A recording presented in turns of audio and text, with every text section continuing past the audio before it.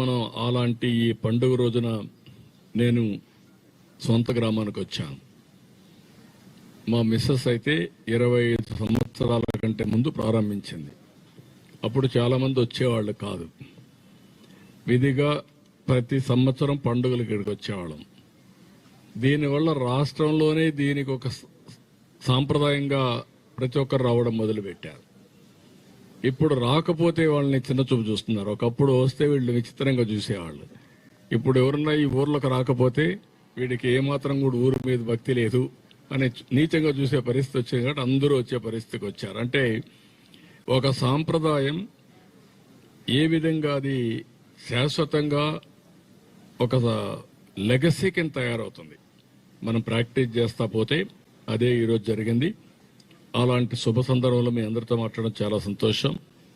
ఈ పండగ పూట కూడా మిమ్మల్ని కూడా ఇబ్బంది పెట్టా. కుటుంబంతో ఆనందంగా ఉండవలసిన మిమ్మల్ని పిలిచాను. నా మనసులో ఉండే మాటలు చెప్దామని. అదే సమయంలో ఇంకొక పక్కన పోలీసులు కూడా నిన్న ఈరోజు పాపం చాలా కష్టపడ్డారు.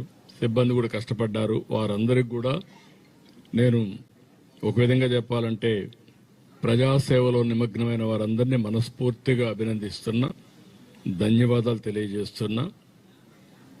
ఇంకొక పక్కన ఈరోజు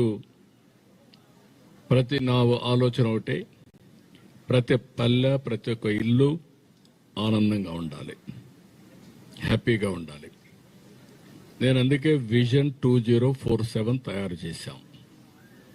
స్వర్ణ ఆంధ్రప్రదేశ్ విజన్ 2047.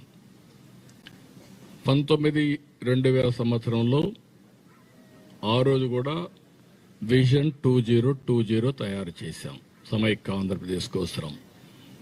ఆ రోజు నేను ఇచ్చిన విజన్ 25 సంవత్సరాల్లో దేశంలో హైయెస్ట్ పర్ క్యాపిటా ఇన్కమ్ ఎక్కడంటే దానికి చిరునామాగా తెలంగాణ తయారైంది. అదే మరి ప్రపంచం మొత్తం తెలుగువారు హైయెస్ట్ పర్ క్యాపిటల్ ఇన్కమ్కు అంటే ఎక్కువ తలసరి ఆదాయం ఎవరు సంపాదిస్తున్నారంటే దానికి చిరునామా తెలుగు వాళ్ళు.